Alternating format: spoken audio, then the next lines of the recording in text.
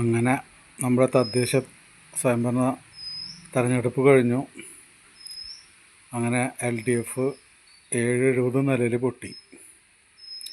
അപ്പോൾ എന്താണ് ഈ പൊട്ടിയ കാരണം എന്നുള്ളത് ഇനിയിപ്പോൾ പറയാൻ പോണത് ഞങ്ങൾ അന്വേഷണ കമ്മീഷനെ വയ്ക്കട്ടെ.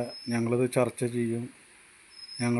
ഞങ്ങൾക്ക് ചെയ്യാൻ പറ്റാവുന്ന കാര്യങ്ങളൊക്കെ ചെയ്ത് ഈ നടപടിയൊക്കെ നടത്തി ഞങ്ങൾ അത് തോൽവിയുടെ കാരണങ്ങൾ കണ്ടെത്തി. അപ്പോഴേക്കും നിയമസഭ തെരഞ്ഞെടുപ്പ് വരും. അപ്പോൾ അത് 8-80 നിലയിൽ പൊട്ടും. അപ്പോഴും അന്വേഷണ കമ്മീഷനെ വയ്ക്കും. അത് തെരഞ്ഞെടുപ്പിൻ്റെ കാര്യങ്ങളൊക്കെ ചർച്ച ചെയ്യും. ഈ നിലയ്ക്ക് പോയ ബംഗാൾ, ത്രിപുര ആവർത്തിക്കും.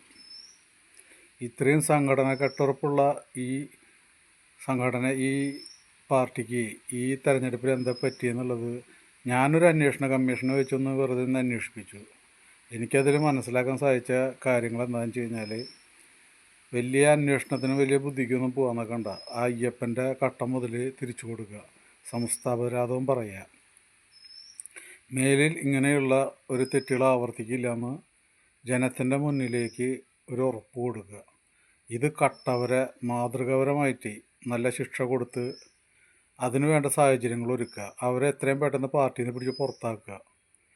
അങ്ങനെ വീണ്ടും ഇനി മോഷ്ടിക്കില്ല, കക്കില്ല എന്നുള്ള ആ ഒരു തീരുമാനം അയ്യപ്പന് മുന്നിൽ കൊടുത്ത്, ജനങ്ങളുടെ മുന്നിൽ കൊടുത്ത് ഇനി നിയമസഭ തെരഞ്ഞെടുപ്പിനായിട്ട് ഒരുങ്ങുക. അല്ലാതെ ഇത് ഏത് ചർച്ച ചെയ്താലും എവിടെ ചെന്ന് നോക്കിക്കഴിഞ്ഞാൽ ഇത് അവസാനിക്കുന്ന ഒരു ഘട്ടമല്ല. വിശ്വാസികളുടെ മനസ്സിൽ വന്ന ആ ഒരു നിരാശ, അതാണ് ഈ ഇലക്ഷനിൽ ഇപ്പോൾ സംഭവിച്ചത്. ഒരു കാര്യം ആലോചിച്ചോളാം, പഞ്ചായത്തുകളാണ് കൈവിട്ട് പോയത്, അടിത്തറ പോയി. ഇനി ബുദ്ധിനെ ആലോചിച്ച് ഈ പറഞ്ഞ പോലെ സമസ്താപരാധങ്ങളും പറഞ്ഞ് ജനങ്ങളെ മുന്നിൽ അത് ഏറ്റു പറഞ്ഞ് ശിക്ഷിക്കേണ്ടവർക്ക് ഒരുവിധ സഹായം ചെയ്യാതെ നിയമത്തിന് മുന്നിലേക്ക് അവർ വിട്ടുകൊടുത്ത് ഒരു പുനർചിന്തനം നടത്തുകയാണ് എൻ്റെ അന്വേഷണ കമ്മീഷൻ റിപ്പോർട്ട് പുറത്തു വന്നിട്ടുള്ളത്.